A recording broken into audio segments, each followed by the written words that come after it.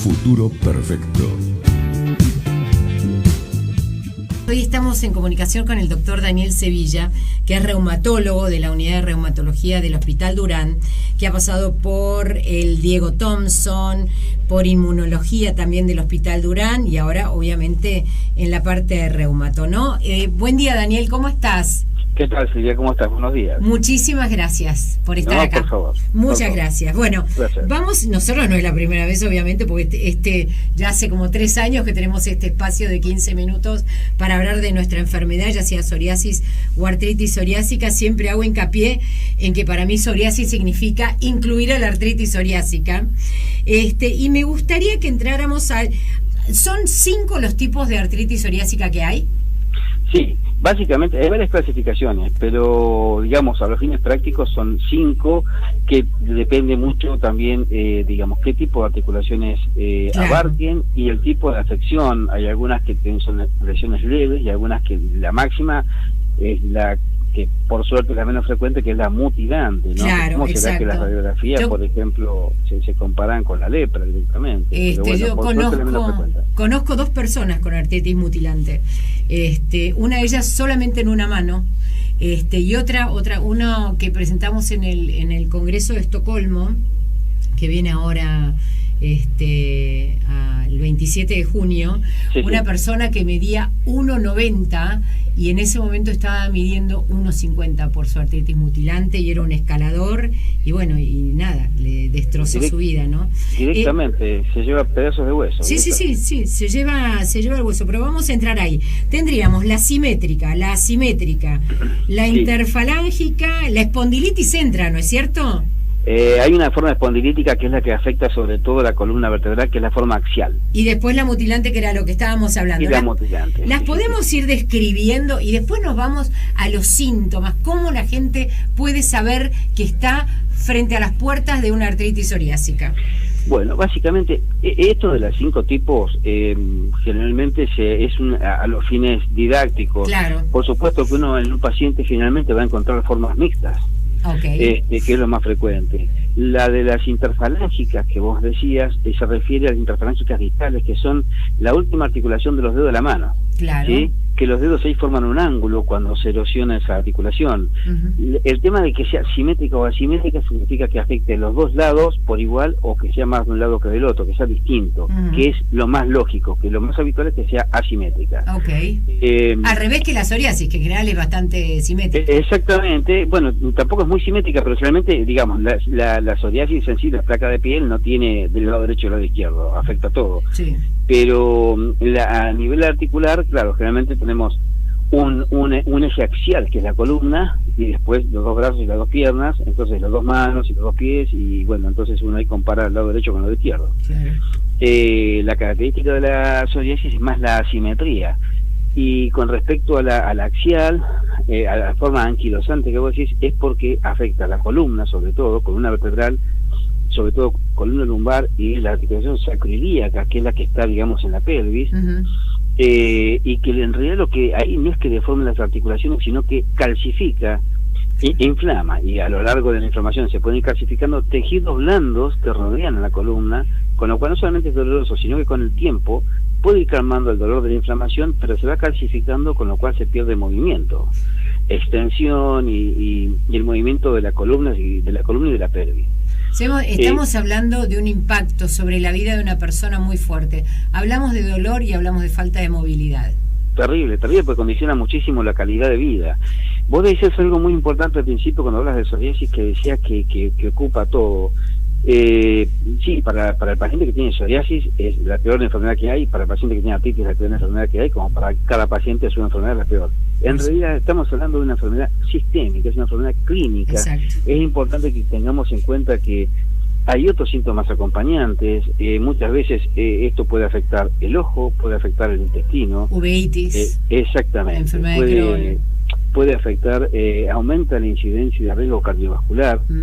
O sea, la cosa no termina en una plaquita en la piel y no termina en una articulación. Gracias a Dios, el tema de la interdisciplina médica hace que también otros colegas de otras especialidades estén digamos, abriendo un poco los ojos y el criterio como para decir, esto puede ser una enfermedad reumatológica, puede ser una enfermedad, por encima, digamos, de la gente que son enfermedades seronegativas. Sí. A eso se refiere que son negativas en el suero. No es como en otras enfermedades autoinmunes, que de eso se trata la psoriasis y la artritis psoriásica, son enfermedades autoinmunes, y no es como en otros casos de otras enfermedades que uno pide anticuerpos y los encuentra. Claro, es como la R con la artritis reumatoidea. Exactamente, acá no hay autoanticuerpos. Hay parámetros sí en el laboratorio que uno los pide, pero que son indirectos, que no son específicos. Los síntomas, si la idea es un diagnóstico clínico, sos vos. Totalmente, clínico y radiológico. Y claro, lo ideal es muy fácil cuando uno ve una radiografía de un paciente, como vos me decías recién, este paciente que hasta perdió altura y todo eso, es muy fácil ver una radiografía. Yo recién te decía que hasta se puede comparar con la letra Yo siempre decía terrible. Eso. Pero lo ideal es hacer el diagnóstico antes de encontrar eso, porque cuando estamos encontrando esos signos en la radiografía es porque el paciente ya viene con una enfermedad de mucho tiempo y muy severa. Lo ideal es no encontrar nada en la radiografía y hacer el diagnóstico antes, lo cual es un desafío para todos los médicos, como en la mayoría de la medicina. Esto lo van a escuchar un montón de personas con psoriasis. ¿Cuáles son los signos que tiene que prestar mucha atención a una persona con psoriasis? A ver, te hago estas preguntas. Si tiene una psoriasis grave, ¿es más probable que desarrolle una artritis psoriásica o por el lugar donde la tenga? Yo sé esta respuesta, pero te estoy preguntando. No, perfecto.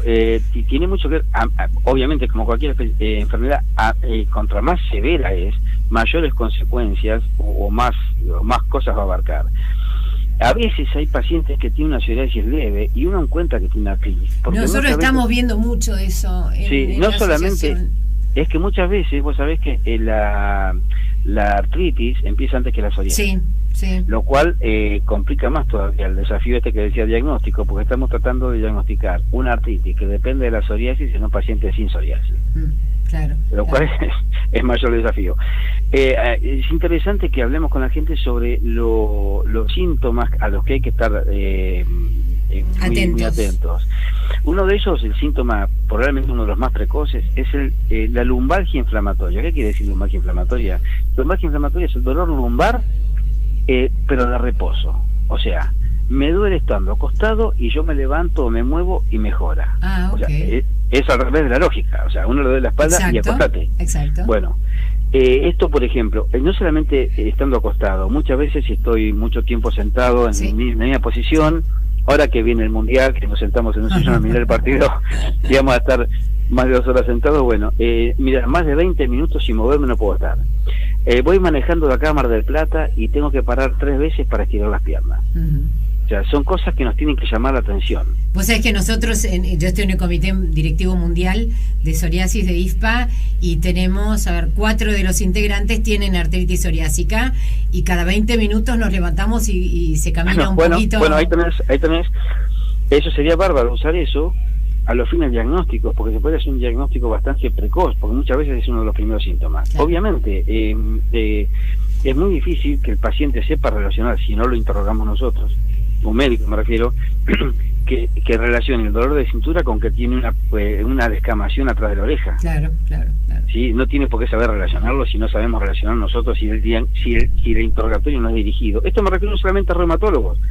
Estamos tratando de compartir esto con médicos de otras especialidades, por ejemplo, un oftalmólogo que está viendo un paciente con uveitis, sobre todo si es una persona joven. Es muy dable pensar que puede tener un compromiso de este tipo. La otra es, por ejemplo, irritación ocular. ¿Llegue o no llegue a ser uveitis? El diagnóstico de uveitis es muy concreto, es inflamación de una cámara del ojo aguda. Muchas veces no llega a ser eso, pero son episodios de irritación. Me pica el ojo o se pone colorado el ojo. Sí, y no sé por qué. Y lo otro son, hablabas de la enfermedad de Crohn. Bueno, cualquier forma de enfermedad inflamatoria intestinal, que hay muchas, pueden ser posinfecciosas, pueden ser posquirúrgicas, y no solamente la enfermedad de Crohn, puede ser también colitis ulcerosa, pueden estar muy relacionadas. Entonces, y lo otro es también trastornos metabólicos. O sea, un paciente sin mayores antecedentes, sin mayores factores de riesgo, que no puede bajar su colesterol, que tiene un ácido úrico elevado o que tiene trastornos de la glucemia sin llegar a ser diabetes y no saben por qué. Bueno, todo eso tiene que ver el síndrome metabólico, la inflamación del ojo, la inflamación intestinal, la psoriasis y el dolor lumbar inflamatorio, que sobre todo no encuentro posición. Estoy un rato sentado, acostado y me tengo que empezar a mover de esa forma calma. Son cosas que cuando uno le explica al paciente le llama la atención porque es exactamente al revés de lo contrario.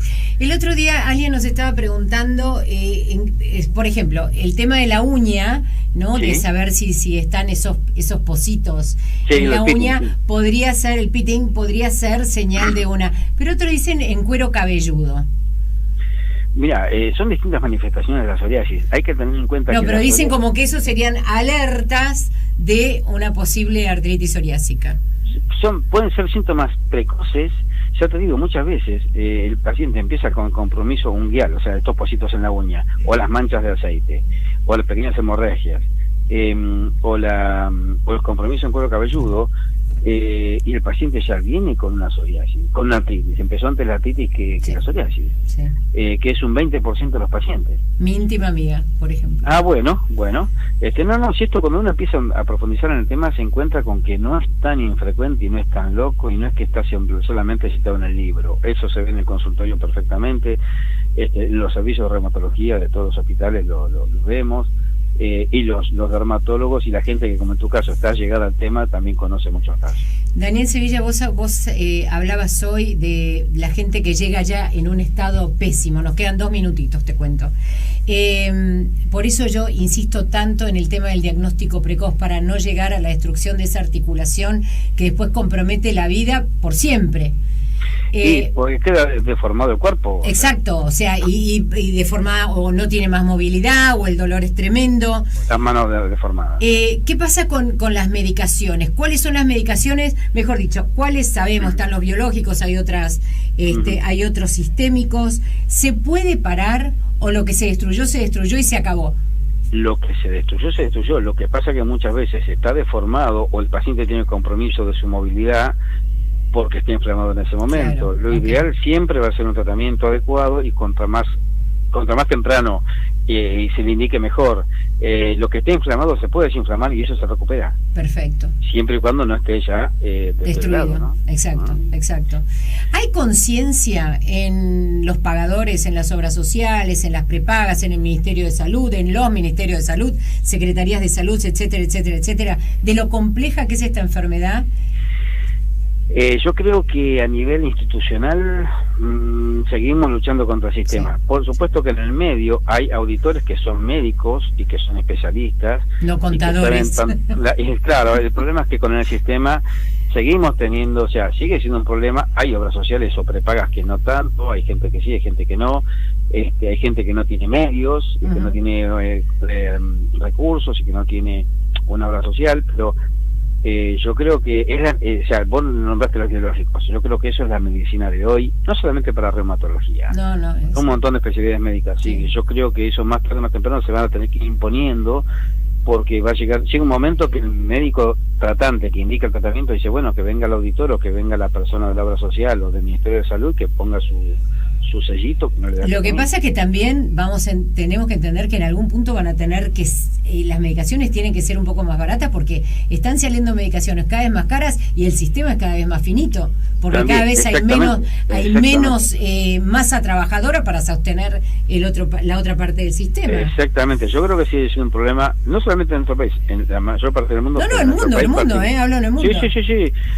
Yo creo que en nuestro país, a medida que siguen saliendo nuevos medicamentos, se tendría como que aquietar ese tema de los precios. Lo que pasa que medio como que yo no sé hasta qué punto el mercado impone eso. Ojo, sacar una molécula de esta que estamos hablando requiere muchísimos años de muchísima inversión, eso lo entiendo. Ahora, claro, yo creo que también como todo este tipo de cosas, cuando uno piensa en el precio, bueno, algún día se va a amortizar, si lo bajamos se va a amortizar igual, con un precio más bajo. Sí, eso tiene que, por supuesto, o sea, tiene que ser más como accesible. todo, yo creo que depende de una política económica. En general, no solamente me refiero a nuestro país o a este momento. No, estamos hablando de global. Lo que pasa que lamentablemente a veces saltar de hablar de la necesidad de un tratamiento, de la salud de una persona o de la severidad de una enfermedad y eso extrapolarlo a números sigue siendo una brecha muy difícil de establecer un paralelismo, y es un problema con el que los médicos nos encontramos todos los días en el nivel que sea, en este momento estoy hablando de un hospital público y esta tarde voy a trabajar en una obra social y pasa exactamente a nivel privado. Bueno, doctor Daniel Sevilla, mil gracias por la charla de hoy, súper interesante, y nada, en eso estamos, luchando todos, ¿no? Ustedes desde su parte médica, nosotros como asociación de pacientes, para que todos tengan acceso a realmente todos los tratamientos que necesiten, que creo que no tiene que ver solamente con el acceso a la droga en sí, sino también a todo un contexto general que cuida al paciente. Total. Muchísimas gracias. Tomemos conciencia todos como sociedad. Un placer, Silvia, y muchas gracias. Gracias a vos, Daniel, hasta luego. Futuro perfecto.